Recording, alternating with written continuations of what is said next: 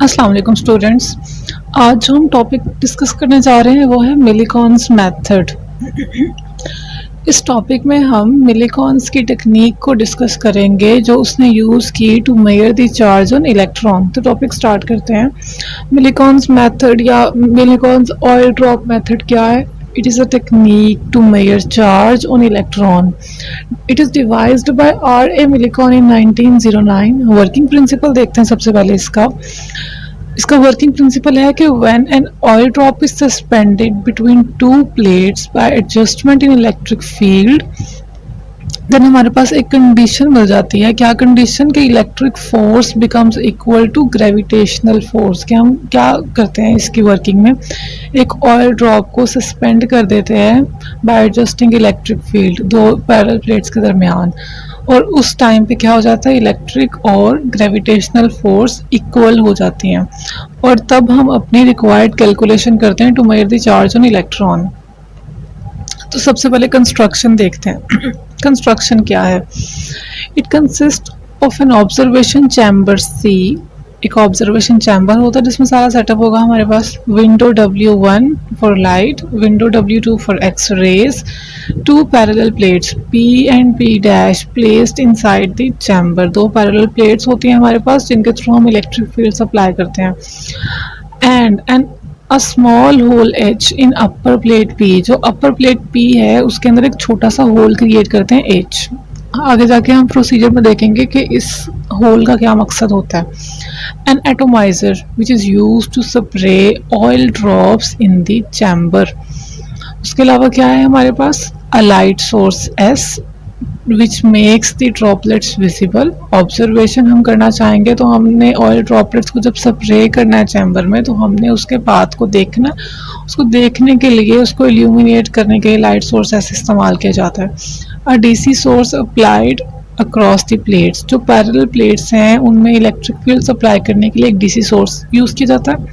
उसके अलावा a microscope to observe the path of the motion of droplets. Motion of droplets को जब हमने ऑब्जर्व करना उसके लिए हम एक माइक्रोस्कोप का इस्तेमाल करते हैं ताकि हम उसको प्रिसाइजली देख सकें। डायग्राम देखते हैं। डायग्राम में हमारे पास पूरा सेटअप है। एक चैम्बर, उसकी साइड्स पे विंडोज, उसके अलावा इन साइड पड़ी हुई हैं दो parallel plates P and P dash. Upper plate में है एक होल। उसके अलावा चैम्बर के ऊपर टॉप पे एटोमाइजर है जिसके थ्रू हम ऑयल ड्रॉप्स को स्प्रे करते हैं इन दी चैम्बर। एक लाइट सोर्स है, डीसी सोर्स है और माइक्रोस्कोप। वर्किंग देखते हैं हम। सबसे पहले क्या होता है, tiny droplets of oil spray किए जाते हैं चैम्बर में थ्रू एटोमाइजर। एटोमाइजर के थ्रू हम टाइनी ड्रॉपलेट्स ऑफ ऑयल को चैम्बर में स्प्रे करते हैं।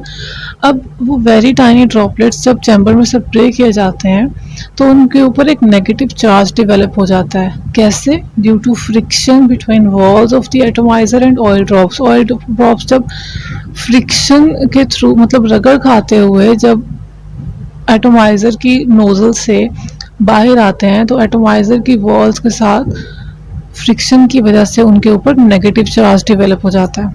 अब जब ये ड्रॉपलेट्स चैम्बर में स्प्रे कर दिए जाते हैं तो चैम्बर में स्प्रेड हो जाएंगे, और स्प्रेड होने के बाद क्या करेंगे, डाउनवर्ड फॉल करना शुरू हो जाएंगे। जब डाउनवर्ड फॉल कर रहे होंगे तो ड्यूरिंग द डाउनवर्ड मोशन हो सकता है कुछ ड्रॉपलेट्स होल H से गुजर के प्लेट्स P और P डैश के मिडल रीजन में भी एंटर कर जाएं। हमने उन ड्रॉपलेट्स को स्टडी करना है जो उस रीजन में आ जाएं। हम क्या करते हैं, जब हमारे पास वहाँ पे कोई ड्रॉपलेट्स आते हैं तो हम उनके ऊपर पोटेंशियल डिफरेंस अप्लाई करते हैं between the plates P and P dash, जो क्या करेंगे, क्रिएट कर देंगे इलेक्ट्रिक फील्ड। अब क्या होगा, upper plate P, lower plate P dash, droplet के ऊपर negative charge, upper plate positively charge है, लोअर प्लेट नेगेटिवली चार्ज है। अब नेगेटिव चार्ज को पहले तो डाउनवर्ड फॉल करा था ड्यू टू ग्रेविटी, मगर अब क्या होगा, अब उसको ऊपर से इलेक्ट्रिक फोर्स भी अपनी तरफ खींच रही होगी पॉजिटिव प्लेट की, तो वो अपवर्ड भी मूव कर सकता है, डाउनवर्ड भी नेट फोर्स के अकॉर्डिंग। लेकिन हमने इलेक्ट्रिक फोर्स को कुछ इस तरह से बैलेंस करना है कि चार्ज सस्पेंड हो जाए, मूव ना करे। ये कब होगा, जब डाउनवर्ड ग्रेविटेशनल पुल बैलेंस कर दी जाएगी by the upward electric force.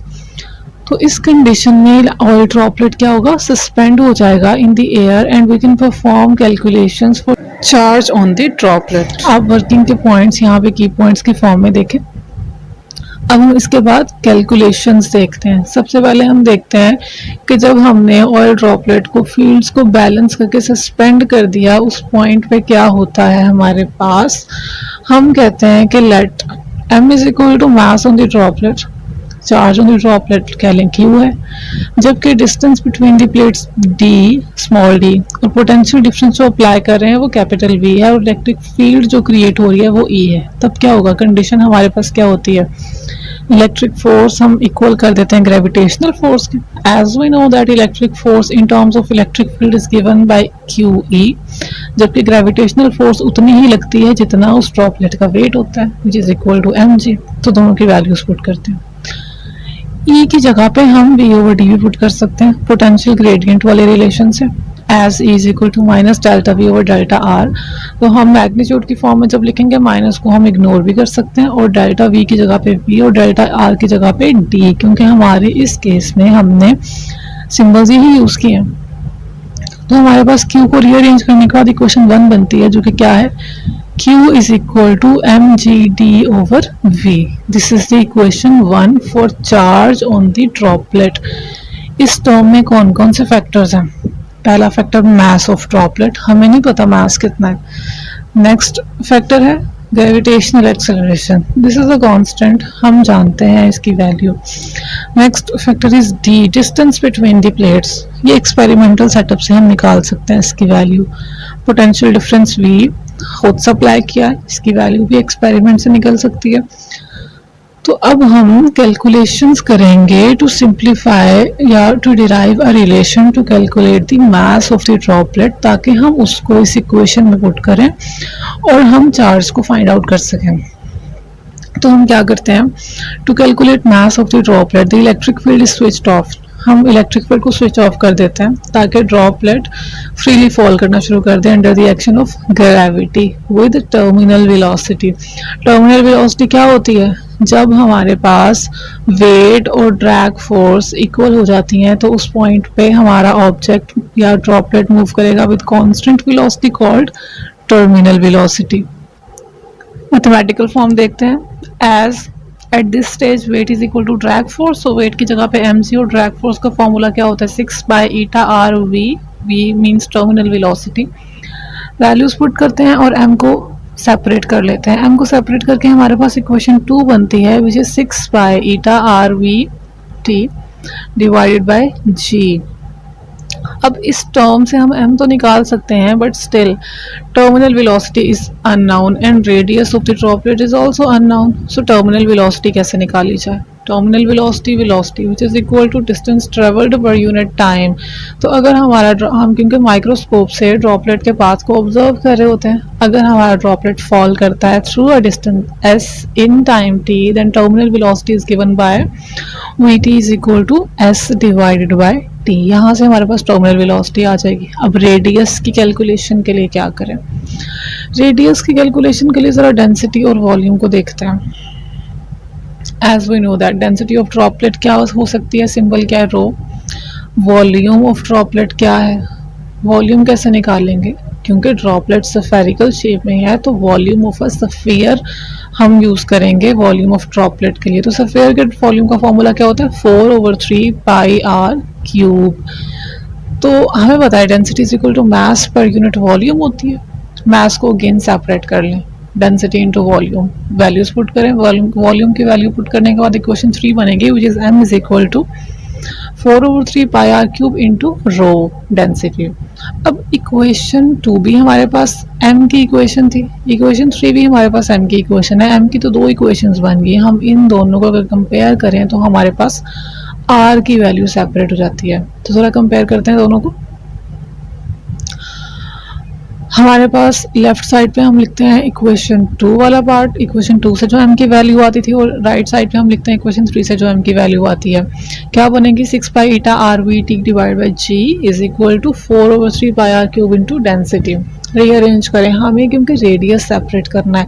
तो सबसे पहले तो लेफ्ट साइड पे r है, राइट साइड पे r क्यूब है, तो r और r क्यूब को जब हम कैंसिल आउट करेंगे तो सिर्फ राइट साइड पे r स्क्वायर बच जाएगा। 3 r में से एक r कैंसिल आउट होके बचेंगे हमारे पास। तो r स्क्वायर को अगर हम सेपरेट कर लें तो क्या बनेगा, r square is equal to 3, क्योंकि राइट साइड पे डिवाइड हो रहा है, लेफ्ट साइड पे लेके जाएंगे मल्टीप्लाई हो जाएगा। 3 into 6 pi eta v divided by, अब 4 क्योंकि इधर मल्टीप्लिकेशन में था उधर जाके डिवीजन में हो जाएगा, और पाई और रो भी डिवीजन में चले जाएंगे। तो क्या बन जाएगा डिवीजन में, 4g पाई इंटू रो। ज़रा ऊपर से कैंसिलेशन करें 6 और 4 में, 6 और 4 को हम 2 पे कट कर सकते हैं, हमारे पास न्यूमरेटर में 3 बचेगा, डिनोमिनेटर में 4। तो न्यूमरेटर के 3 को पहले से मौजूद 3 के साथ मल्टीप्लाई करें तो क्या आ जाएगा 9। बाकी पहले से क्या टर्म्स मौजूद हैं, ईटा वी टी, जबकि पाई को हम कैंसिल आउट कर सकते हैं डिनोमिनेटर में मौजूद पाई के साथ। और डिनोमिनेटर में क्या बचता है, 2 रो जी। हमारे पास मजीद सिंप्लीफाई हम कर सकते हैं r को बाय टेकिंग स्क्वायर रूट लेंगे तो क्या आ जाएगा, इक्वेशन 4 बनेगी, r is equal to square root 9 eta v t divided by 2 rho into g. This is the value for the radius of the droplet. हम इस फॉर्मूला में अगर टर्मिनल वेलोसिटी की वैल्यू पुट करते हैं, जो हमने प्रीवियसली देखा कि कैसे कैलकुलेट की जा सकती है डिस्टेंस ट्रेवल पर यूनिट टाइम से, तो हम बाकी सारी टर्म्स तो कांस्टेंट है, 9 ईटा 2 रो जी, तो हम रेडियस ऑफ ड्रॉपलेट कैलकुलेट कर सकते हैं। और अगर रेडियस ऑफ ड्रॉपलेट को सामने वाली इक्वेशन नंबर 3 में पुट कर दें, या मैथ्स की जो इक्वेशन नंबर 2 थी उसमें पुट कर दें, जिसमें मर्जी पुट कर लें, तो हमारे पास मैथ्स की वैल्यू आ जाएगी। और अगर जब मास की वैल्यू आ जाएगी देन हम इक्वेशन 1 अगेन यूज़ करते हैं। इक्वेशन 1 जो हमने चार्ज के लिए डिराइव की थी उसमें मास की वैल्यू पुट करेंगे तो हमारे पास चार्ज की वैल्यू आ जाएगी। सो हम कह सकते हैं कि by putting the values of r and terminal velocity in equation 3, mass of the droplet can be calculated, and using the values of mass in equation 1 we can find the values of charge on oil droplet। और जो result निकाला Millikan ने अपनी सारी calculations के बाद, he measured the charge on each droplet is the integral multiple of 1.6 into 10⁻⁻19 coulomb. उसने क्या मेजर किया कि हर ड्रॉपलेट में चार्ज वेरी कर रहा था, किसी पे ज़्यादा किसी पे कम, बट जो कॉमन पार्ट था उन वैल्यूज़ में वो था 1.6 into 10⁻⁻19 कूलम। हर ड्रॉपलेट पे चार्ज इस फैक्टर का कोई इंटेग्रल मल्टीपल था, 1 टाइम्स 2 टाइम्स 3 टाइम्स कोई भी value, but this is the simplest value. So he concluded that the charge on an electron is equal to 1.6 into 10⁻⁻19 coulombs. तो ये था हमारा कंप्लीट टॉपिक।